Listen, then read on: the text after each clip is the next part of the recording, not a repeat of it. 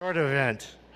And I looked at it, it said BernieSanders.com, and I went, okay, it's a real deal, right? And so we said, sure. You know, we're huge fans. So how many people are from Vernon County? I'm just curious. Awesome, awesome. How about La Crosse County? Whoa, nice. Crawford? This is awesome. All right. So I just want to thank everyone. I think we busted the seams on parking. I think we might be going to La Crosse County to pick up our cars. Yeah.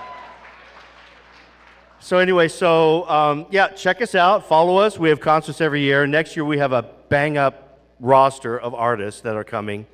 And I built this barn specifically for music. So someone said, what's the deal with the, you know, the structure and everything? So I had a professor in college who said, if you build, no, this is exactly what he said. I'm not sure if anyone's going to be building a concert hall, but if you do, remember, double cube. And I went, double cube? He says, yeah. The inside has to be the volume of 2 cubes, and you will have the perfect acoustical space to perform in. And that's what this is. So it's 2 cubes, the volume, and anyone who's performed in here, so Adam, you haven't performed in here yet. Yeah, but I think they are. Yeah. And Adam from Horseshoes and Hand Grenades. Yeah. And but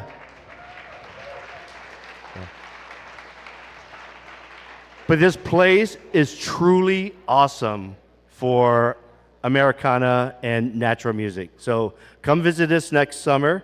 I hope we have a crowd like this. This is just really up over the top. My son would say next level epic or epic next level. All right, so anyway, so welcome here. Have a great time.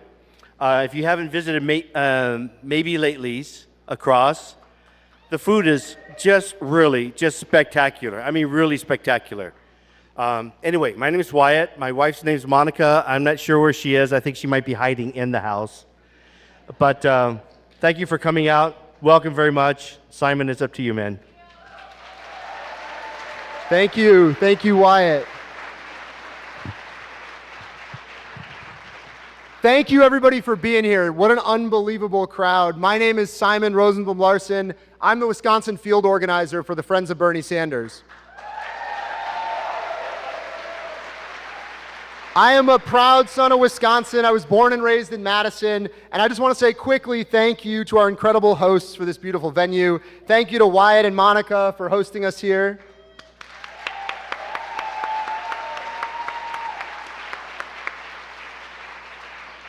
I was a professional baseball player for the Tampa Bay Rays, and when we were playing, I learned the power of the working class when we organized the first ever union of minor league baseball players. So I know that when we fight,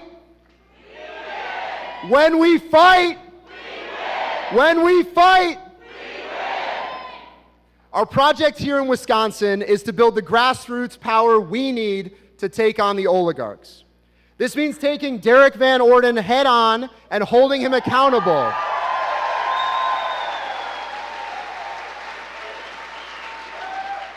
This means building a coalition of organizations ready to fight the oligarchy and take power back for the working class here in Wisconsin.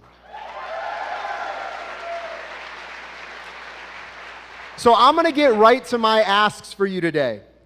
We have 3. You can volunteer. You can join us or Rebecca Cook in the process of canvassing, phone banking, helping host more events like this, and building that grassroots movement to take on Van Orden and to take on the oligarch class. Our second ask is that you get organized. That means you join a union. That means you form a union in your workplace if you don't already have one. It means you join the groups in your community that are building that power that we need to fight back. My third ask is my biggest one, and it's to run for office. If you've ever thought about running for office, now is the time. Do not wait. We need working class people like you in this room representing us, not the billionaire class, not the oligarchy.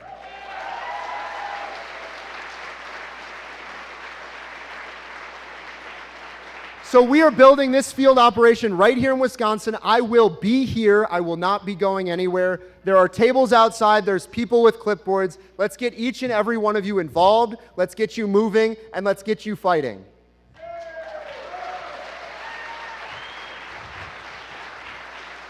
So it's my pleasure to welcome to the stage Adam Kramer. Adam Kramer is a certified crop advisor with roots in Crawford and Grant County. He's a professional agronomist, and he has a trophy case of awards that I had never heard of, but he's the USDA Conservationist of the Year and International Certified Crop Advisor of the Year. Please welcome to the stage Adam Kramer.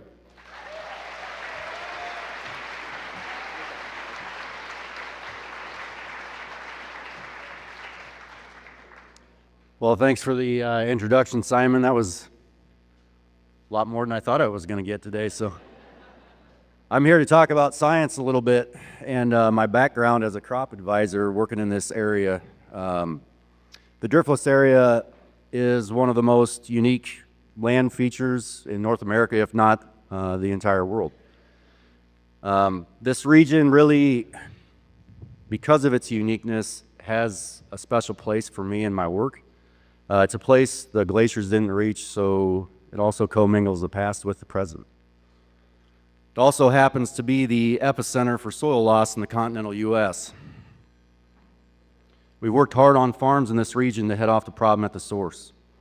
One big thing we've done to address this problem is to provide consultation and custom application of cover crops on tens of thousands of acres in this region. According to NRCS benchmark calculations, over a 3-year period, we preserved enough topsoil through our work to fill something like 65 miles of side dump trailers bumper to bumper. Thank you.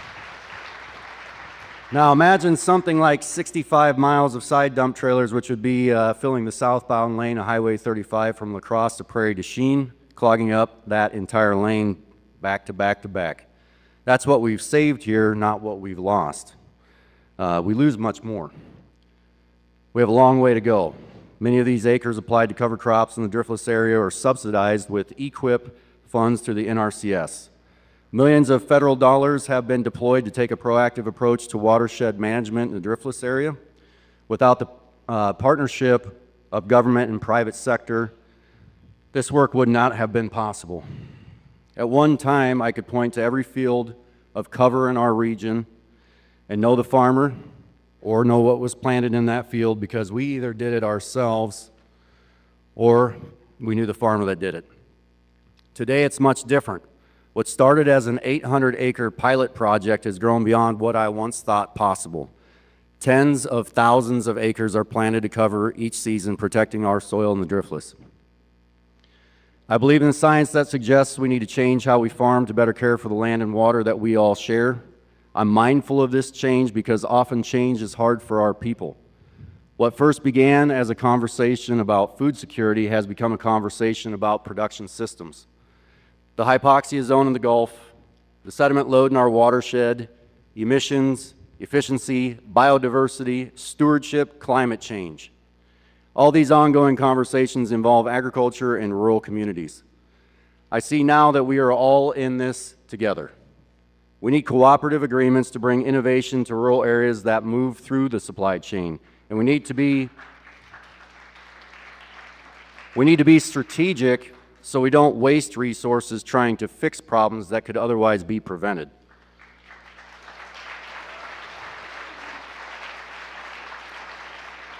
These rural areas are full of hardworking, faithful people. We're in a position of leadership in topics of environmental stewardship, water quality, or the effects of a changing climate. We can do almost anything that is asked of us, but we need clear directives and demand signals so we can fit management practices to outcomes. These things take time and commitment from our community. Clean water and adequate nutrition are things that we can all agree are important.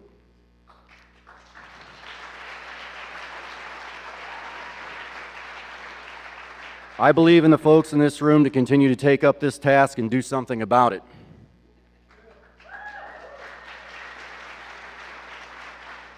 I'm here of my own fruition. I don't live in Ms. Cook's district anymore. and I have no intentions in the near term of relocating to Mr. Sanders' home state of Vermont. That being said, I'm a grassroots guy, and these are grassroots leaders. They spend a lot of time talking about issues that matter with the people doing the work.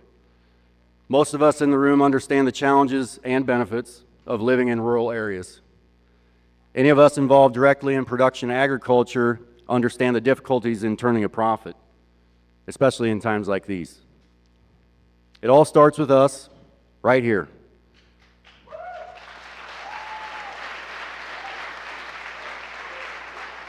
These leaders are willing to show up at the least. I find this commendable, so thanks for being with us here today, Mr. Sanders, Ms. Cook, and to all your support staff that has made your presence possible.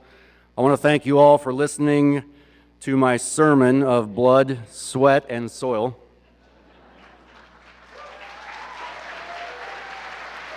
And I want to thank the Sanders campaign for inviting me. It's been a great experience. Good luck to you all, and God bless.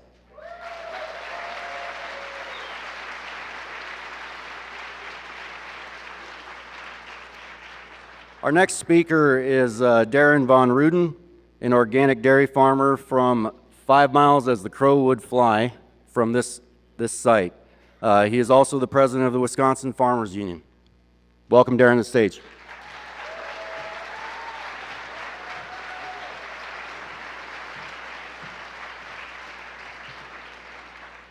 Thank you for that introduction. Yeah, Darren Von Ruden, Westby, Wisconsin, third generation organic dairy farmer.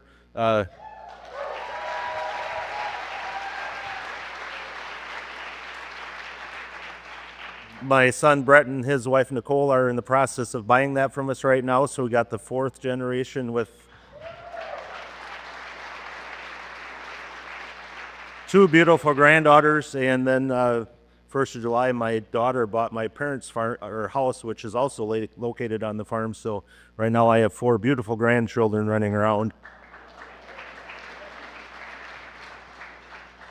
And that's really why I do what I do, because when you have the next generation on the farm wanting to farm, you want to be able to make sure that there's a future for them there. It's something that's getting harder and harder to do. When you look at today's economy, especially in farm country, we have the issues of the tariffs and what uncertainty that really has evolved into. We don't know if we should buy a tractor this year or if we can wait and do it later. If you listen to the experts, which there isn't too many of those, or there isn't very many people in DC that are listening to experts now anymore. So we need to do something about that.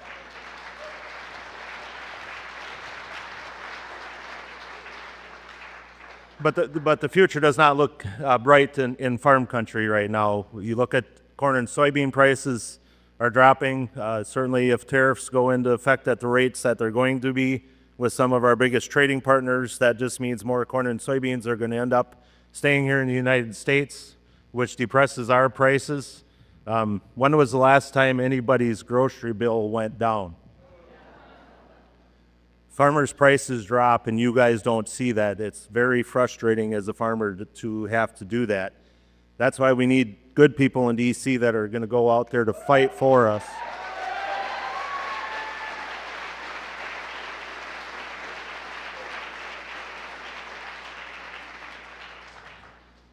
Looking at what happened under the, well, I'm going to say the BBB because I can't say some of the words that I've heard it called. But it certainly isn't a beautiful bill for small farmers across the state of Wisconsin, across the country, the U.S. The Local Foods Purchasing Assistance Program, or LFPA is what you maybe have heard it as, was a program that helped 189 farmers in the state of Wisconsin connect to the final consumer through less channels than what we most likely will have to do. President Trump cut that program. There's no more funding. Those 189 farmers this spring had to find new markets, some of which still have not found new markets for the produce, the fish, the meats, the dairy products that they were producing because of that action that was taken by the president. We need to make sure that we have common sense in DC. I hear it all the time from Republicans that there is common sense out there. But when somebody calls you a liar to your face, but he believes everything that Donald Trump says when the facts are not that, you would think that he would start to believe his own words, which he told me in a meeting in D.C., and I'm talking about Representative Derek Van Orden.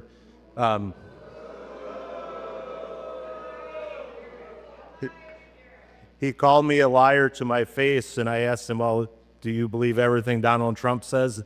And he didn't answer it exactly right away, but he did say, yes, I do, about 30 seconds later. So he had to think about it, which means that there's problems there.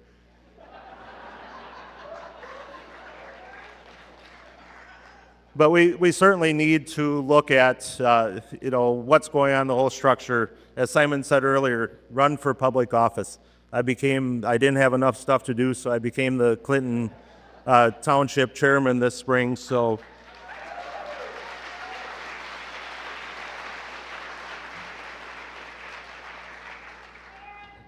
and that's to keep my roots close and deep to home where they belong, and trying to make sure that there's a good future. But also, we need to get out and be in front of folks like this. You need to talk to those neighbors that maybe don't agree with you politically, but ask them for their facts and where they come from, because if they're not getting their facts from 2 or 3 sources, they're probably not facts.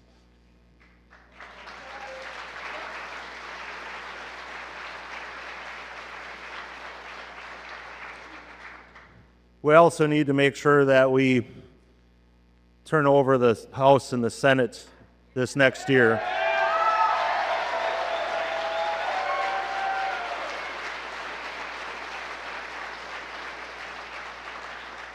Not only here in the state of Wisconsin, but in Washington, D.C.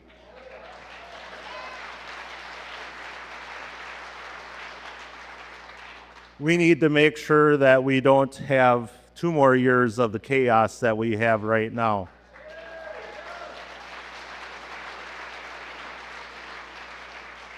So in ending, I just want to say thank you all for showing up. Our next speaker is Rebecca Cook.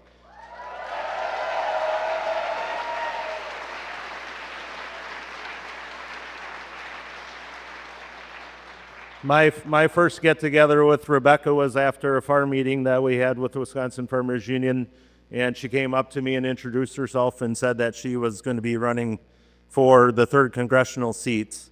And I said, well, congratulations. I'm supportive of you. Good luck. Let's have some conversations. Rebecca and I have been in contact, maybe not on a monthly basis, but certainly election year it gets to be a more regular basis about the issues. And she really wants to make sure that she's talking the language. I believe she is. She's a homegrown Western Wisconsin resident.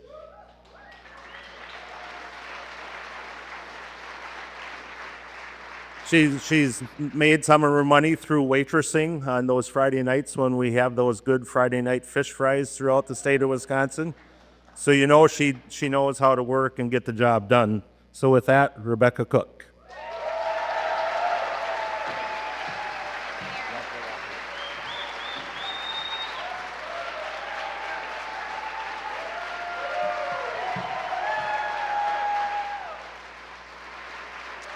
Wow.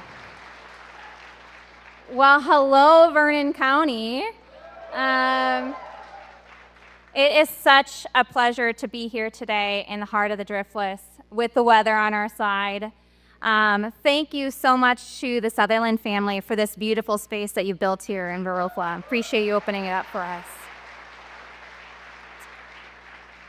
If we haven't yet met, I'm Rebecca Cook, and I'm running for U.S. Congress to defeat Derek Van Orden.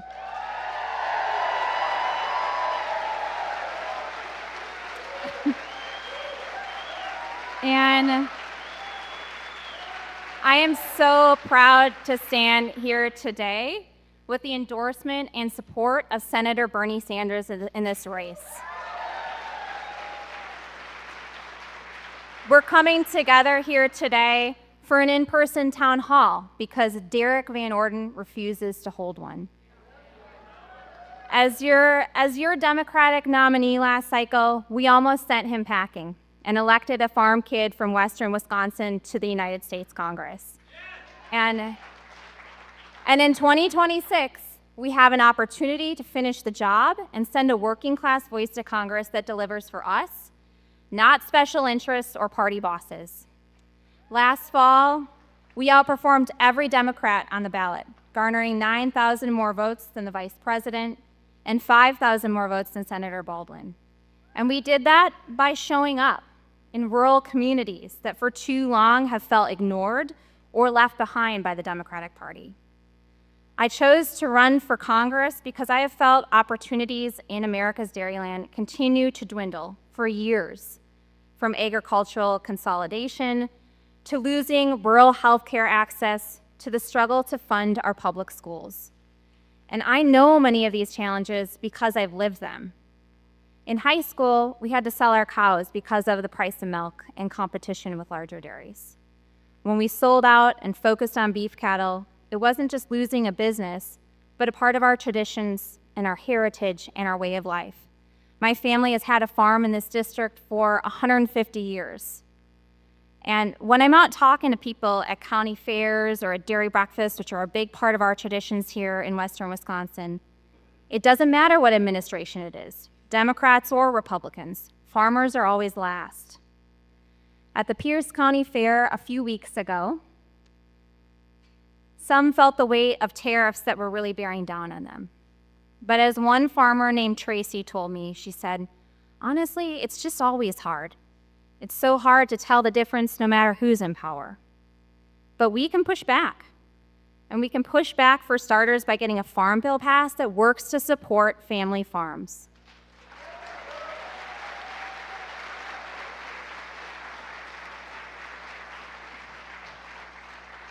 My opponent, Derek Van Orden, is on the House Ag Committee, and he's failed to do just that.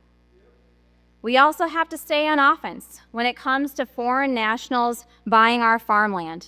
It's not just a food security issue, but a national security issue.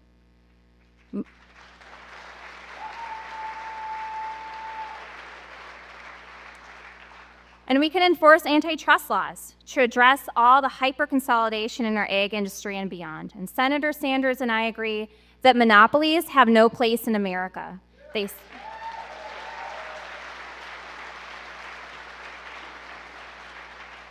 They stifle opportunities for the small guys to compete and keep wealth concentrated in the hands of just a few big players. And it's not just antitrust law. Senator Sanders and I agree that our healthcare system is broken. In Eau Claire, we've already seen 2 major hospitals close, and with the passage of the reconciliation bill, we're likely to lose more in this region. Our rural hospitals already struggle to stay open because of Medicare and Medicaid reimbursement rates, and now that burden is going to double. I believe in expanding Medicare to cover vision, dental, and hearing.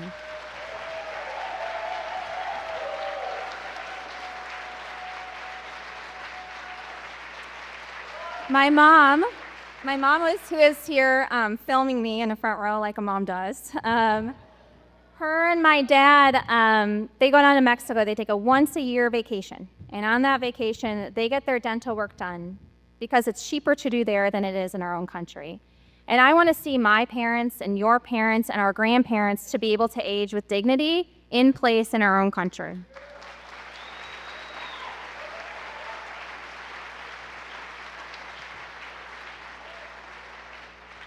I think folks know who have heard me speak before. You've heard about how my dad has been struggling with cancer. He was diagnosed with prostate cancer in 2023. And when he went into Walgreens for the first time to get his cancer drugs, it was a $1,300 copay for a 1-month supply of one drug and an $1,800 copay for a 1-month supply of another drug. He ended up getting his medicine through Mark Cuban's Cost Plus. And I'm proud to say, I mean, it's unfortunate that that's the direction that he's had to go, but I'm proud to say that last month, he took his last chemo pill. So we're feeling good.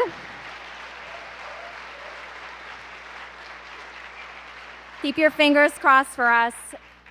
But my dad was in this position because of Washington in bed with Big Pharma. It's as simple as that.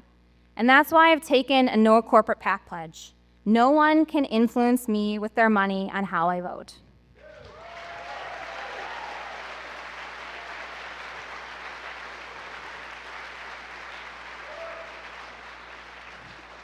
I also come from a union family. I saw a few folks right in the back there with an engineer's hat on the top. I come from a union family, and I'm really proud of that. My brother is a Navy veteran who is very disappointed not to be here today.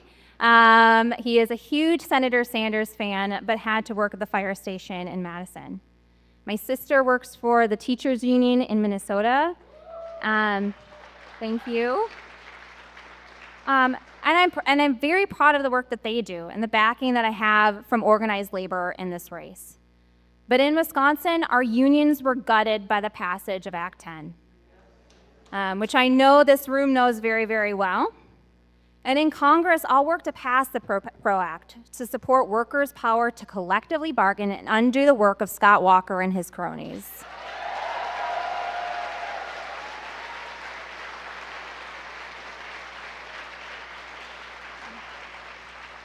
I think a lot of folks know that we're coming up to Labor Day soon, and I stand by unions in supporting the Davis-Bacon Act and registered apprenticeship programs. And Senator Sanders and I agree that the federal minimum wage has got to be increased to a living wage.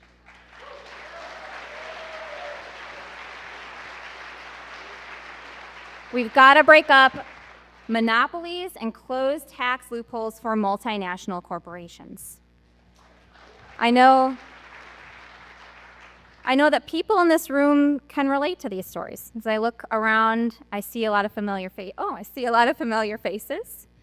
And I know as we're sitting here, many of you have dirt underneath your fingernails from already doing chores this morning.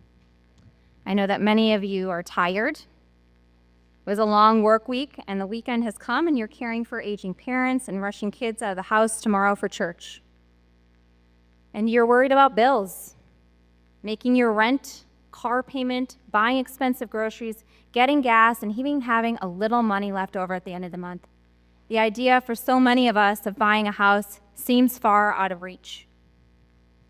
But I also know that people in Western Wisconsin are resilient. I know that you are the first to show up for a neighbor in need and bring a casserole for someone celebrating the birth of a new baby or mourning the loss of a loved one. When there is a problem in our community, we aren't waiting for someone else to come to fix it. We pull together. We start businesses. We join our county board. We step up. And we need, for once, the federal government to give a damn. We need results.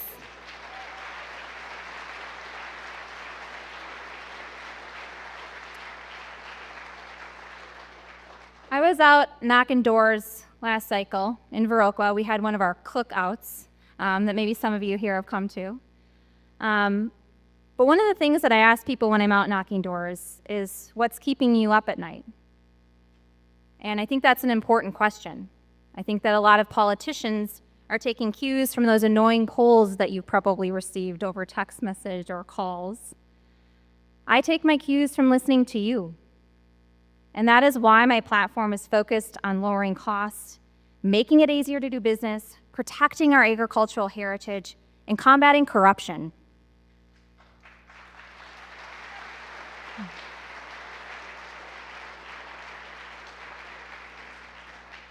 Growing up on a farm when it's 20 below, and it's not a 20 below day today, but folks know when it's 20 below, and the drinking cups are frozen over, you don't have a choice but to unthaw them and keep working. On a farm, you don't stop when you're tired. You stop when it's done. And I'll be that fighter for you when I'm elected to United States Congress.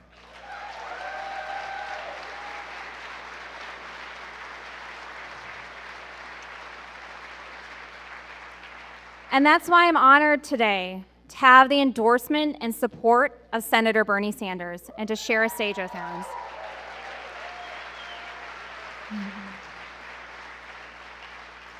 Bernie is no bullshit. He's been able to pass legislation in the fray of Washington while remaining true to his core values centered around the working class. His voice never wavers. I voted for him in 2016, and I remember so many of my friends did, people who didn't even like politics, because he was real.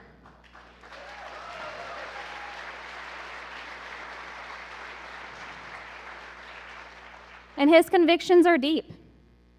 He wants to know that if he's backing you, like he's backing me, that you've got a spine to stand tall on. So much of that is missing in politics these days. People are pandering to elitists and special interests, to party bosses. They've lost sight of why they actually ran it in the first place and what their communities actually need.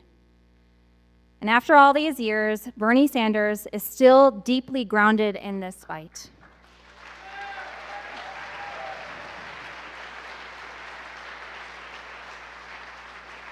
And he is grounded not in well-placed talking points. It's just who he really is. And I'll let him speak for himself as I introduce America's working class fighter, Senator Bernie Sanders.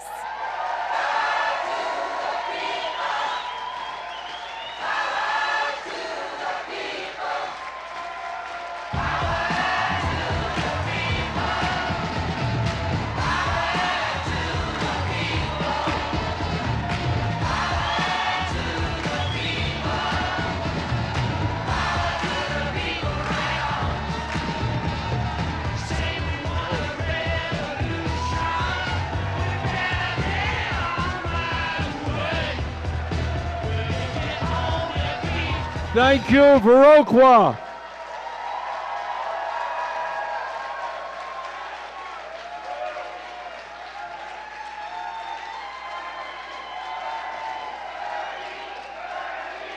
Nope. Thank you. You know, Vermont is considered to be one of the most rural states in America. But as I drove here to Viroqua, I kind of think of Vermont now as a major urban center. This is beautiful, beautiful country that you live in.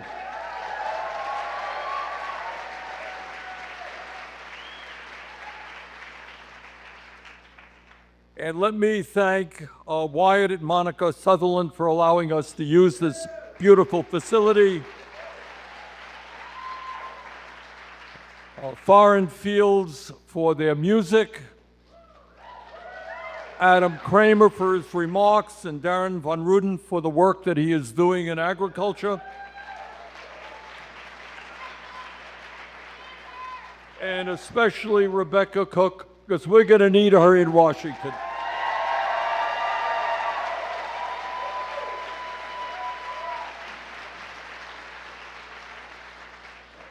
What I want to do is to say a few words, and we're going to open it up for your questions and comments, but I wanted to say a few words about where I perceive America to be today and where I think we should be going into the future. And what I will be telling you is something that you don't see very often in corporate media, and you're not going to be hearing much from senators and members of Congress. Right now, you are living in an oligarchic society. Now, I am told by some pundits that the American people don't know what oligarchy is. I think they do. I was, for better or worse, actually worse, kind of pushed into the front row when Donald Trump was inaugurated. I was sitting about where you are sitting. Not a pleasant experience. And as some of you may recall, right behind Trump, sitting behind Trump, were the three wealthiest guys in America, Mr. Musk, Mr. Bezos, Mr. Zuckerberg. And then sitting behind them were another 13 billionaires that Trump had nominated to serve as heads of major federal agencies. And as I was sitting there, I really did, I was reflecting on American history. and reflecting that way back in 1863, as some of you will remember from your history books, Abraham Lincoln went to Gettysburg, and he was there a few days after that terrible battle where thousands of Union soldiers had died to put an end to the abomination of slavery. And Lincoln stood there and he wrote this speech very quickly, and he said, looking out on that field, were just a few days before people had died by the thousands. And he said, you know, we have, I'm paraphrasing, we have a vision of government. And our vision of government that these men did not die in vain for is to establish and maintain a government of the people, by the people, and for the people.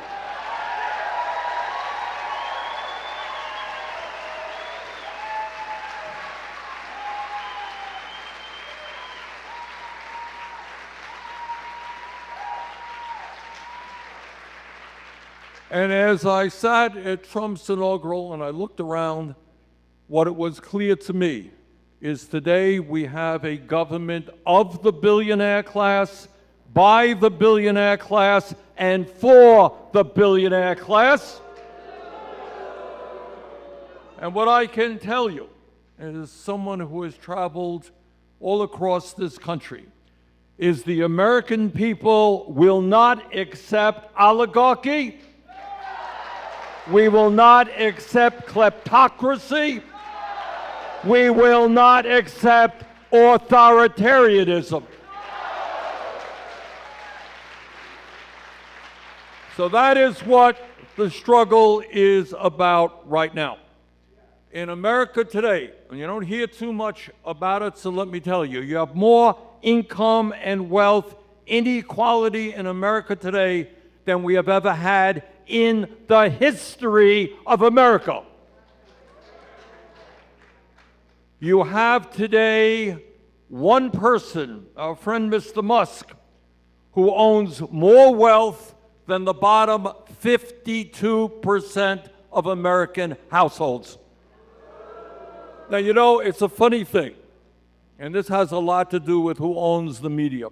What we get outraged about, what we get upset about, what we're allowed to get excited about, all right? If you step back for a moment and you say that in America in the year 2025, in the richest country in the history of the world, you got one guy owning more wealth than half the households of America, that is an outrage. That is unacceptable. That is not what this country is about.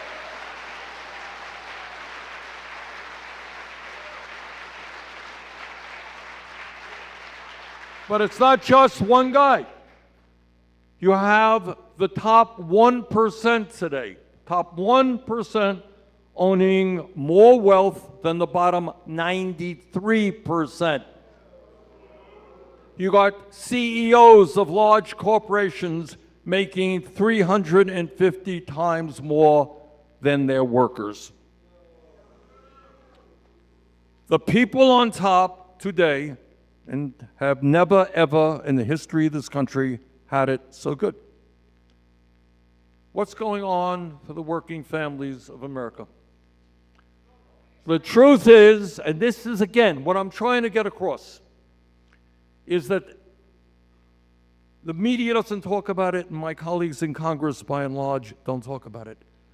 You are living in the wealthiest country in the history of the world. And yet, today, in Wisconsin, Vermont, all over this country, 60% of Americans are living paycheck to paycheck.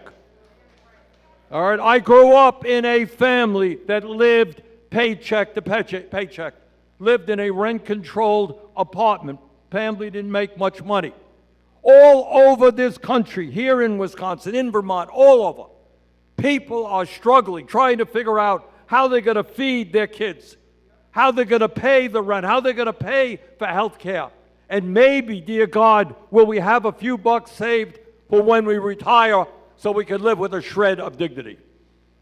This is the wealthiest country in the history of the world. 60% of our people should not be living paycheck to paycheck.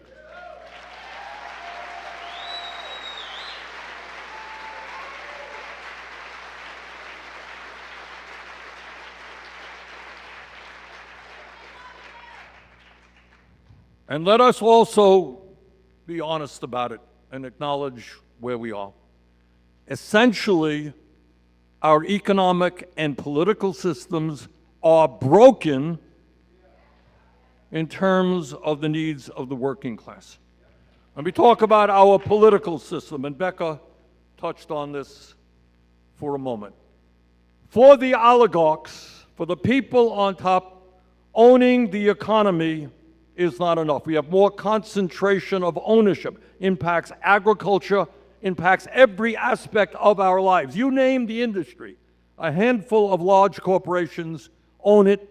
They control the prices that we pay and what happens to workers. But it is not just the economy that they control. That's not good enough for them. They now own the American corrupt political system. All right, I want you to think about it. Not too many people talk about it, but I want you to think about it, and you decide in your own mind whether I'm right or I'm wrong. Ever since Citizens United, the worst decision the Supreme Court has ever made, what you have are billionaires with the freedom now to spend as much money as they want to elect their candidates they like, and defeat the candidates they don't like. In the last election, Elon Musk himself spent $270 million to help elect Trump. Does anybody vaguely think that this is what democracy is about? You have, it's not, and by the way, what happens when you donate $270 million to somebody's campaign? You get what you paid for. And Mr. Musk was appointed to run the United States government for 3 months, lay off thousands of federal employees, including 7,000 employees at the Social Security Administration, threaten his proposal was to lay off 80,000 employees at the Veterans Administration.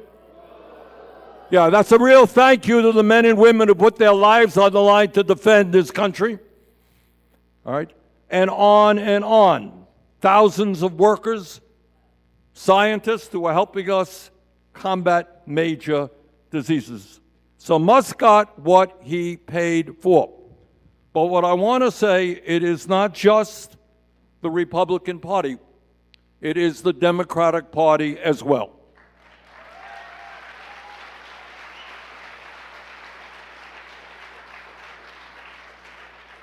As some of you may know, I have helped lead in the Senate the effort to end all U.S. military aid to the Netanyahu government to stop the starvation of the children in Gaza.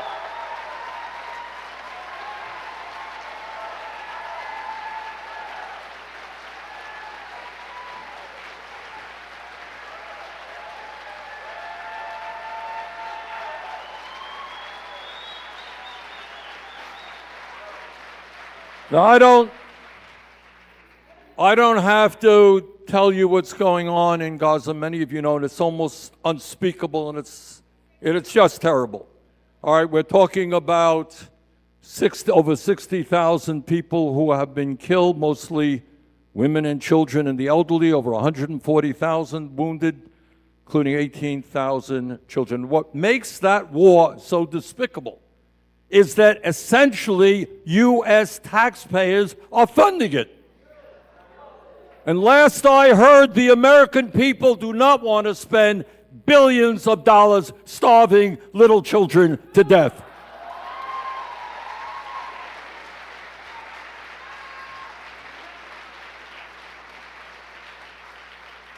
Now, the good news is that in recent weeks and months, we have gotten more and more Democratic senators on board to say no more military aid to Netanyahu.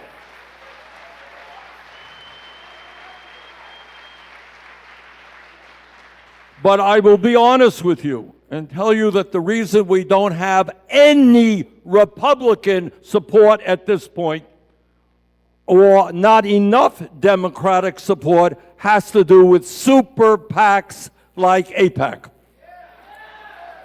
The point is, if we want to live in a democratic society, we have got to get rid of this terrible Citizens United Supreme Court decision. We got to get rid of super PACs.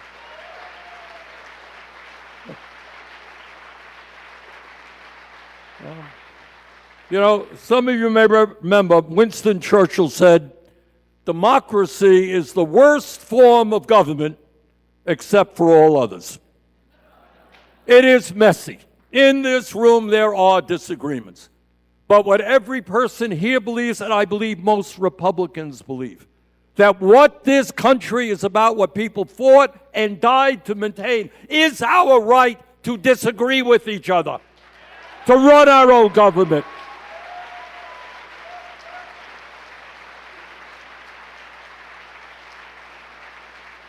To understand that we live by the rule of law and that you don't always win. I have lost elections. I don't go around and say, oh, it's a fraud. I didn't lose. Sometimes you lose. That's what life is about. We live by the rule of law. That's what democracy is about. And we got to teach Donald Trump that lesson.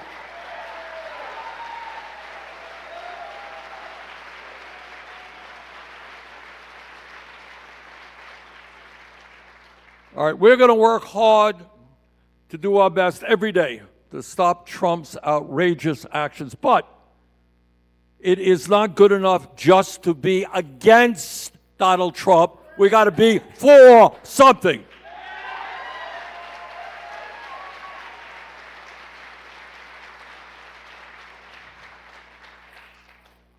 In my view, health care is a human right, not a privilege.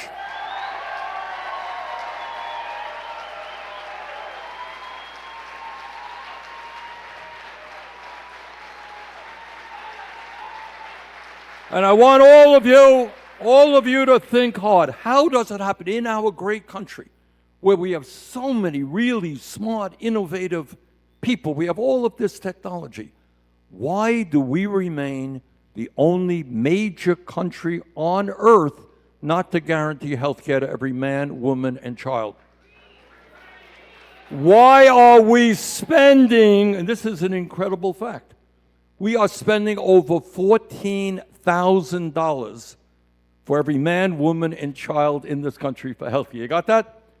That's $56,000 for a family of four, and yet we have 85 million Americans who are uninsured or underinsured. We have the lowest life expectancy of any major country on earth. And we have 60,000 people a year dying because they don't get to a doctor on time. So our view is not complicated.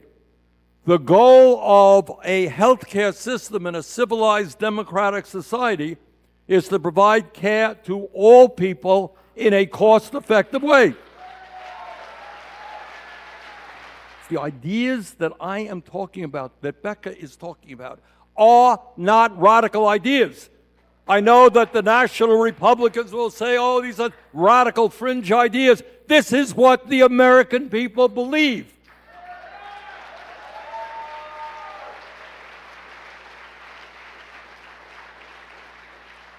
But it's not just our healthcare system that is broken. And again, the richest country in the world is where you live. You tell me, think for a moment, why, when every psychologist who studies the issue understands that 0 through 4 are the most important years of intellectual and emotional development for a human being, right? We all know that. So I got politicians in Washington, they stand behind the flag and they, I love America, but somehow they do not love the children of America. Why in God's name are we giving $1 trillion in tax breaks to the 1%, and yet we have the highest rate of childhood poverty of almost any major country on earth? So when we talk about education, we're talking about living in a competitive global economy. We're talking about education as a human right. Again, not a radical idea to say that every child in this country should be able to go to a quality child care center at a cost that is affordable to their parents. Not a radical idea to say that our young people should know from their earlier stages that if they study hard, they can get a higher education regardless of their income, because we're going to make public colleges and universities tuition free.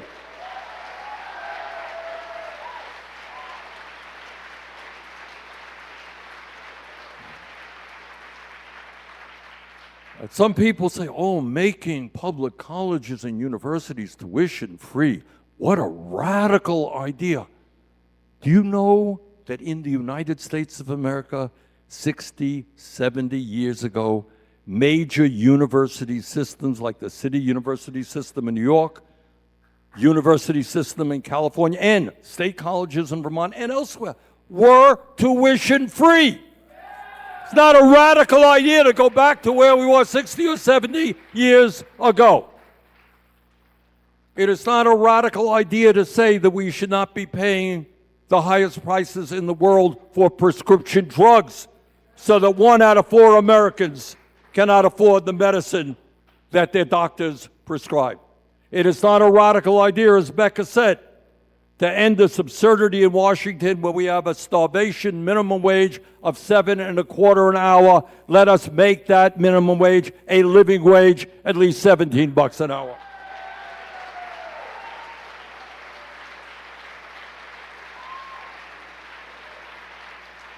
Not a radical idea to say that we should not remain one of a tiny number of countries around the world that does not guarantee paid family and medical leave.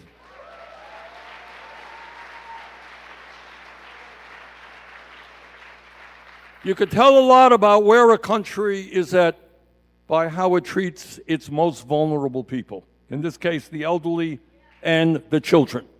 In America today, again, I keep saying this, the richest country in the history of the world, 22% of seniors are trying to survive on $15,000 a year. How does anybody survive on $15,000 a year, let alone a senior who has often has health problems? All right. Now, we got Republicans there in the Congress who think we should cut Social Security. Well, I've got a somewhat different idea. I think we should expand Social Security benefits.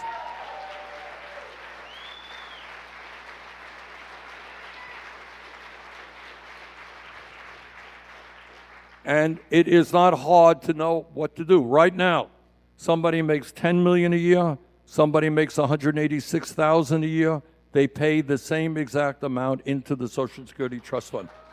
If you lift that cap, scrap the cap, you can bring substantial sums of money into the Social Security Fund, raise benefits, and increase solvency.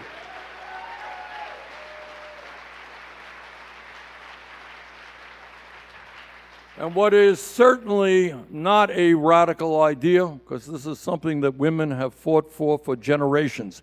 When you got people talking about freedom, well, to me, freedom means that it is women who control their own bodies, not the government.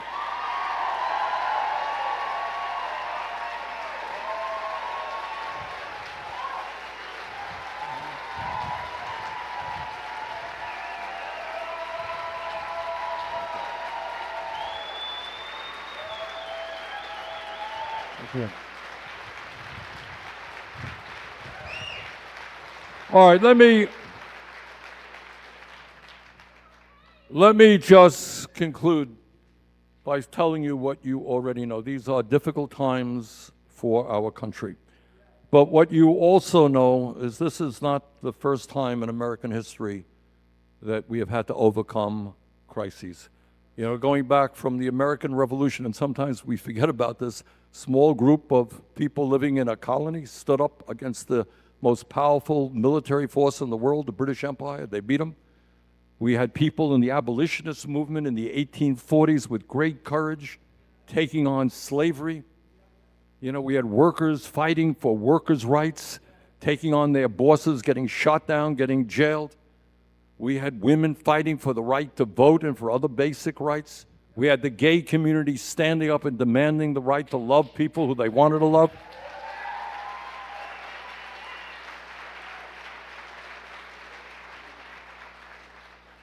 So we have had to struggle. This country, that's what it is. If you want justice, Frederick Douglass, I don't know, I'm paraphrasing him, but basically what he said, freedom is never given to anybody.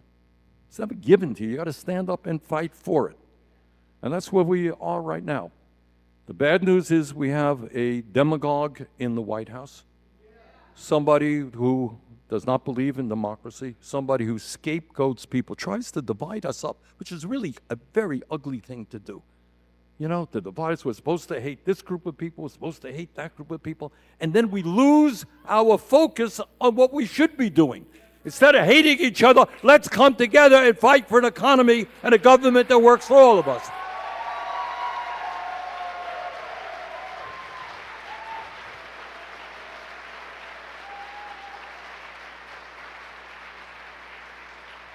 So the bad news is we have a demagogue as president, but I will tell you, again, from personal experience, just last night, we're in Davenport, Iowa, just, huge turnout all over this country.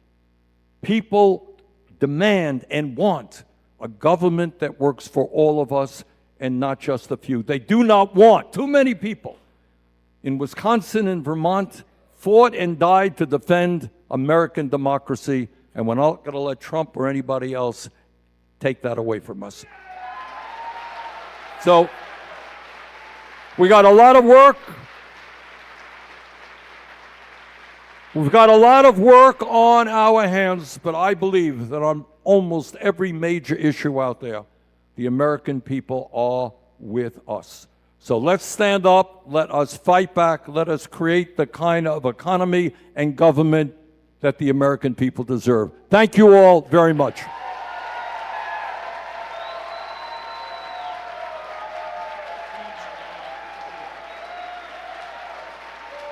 Thank you.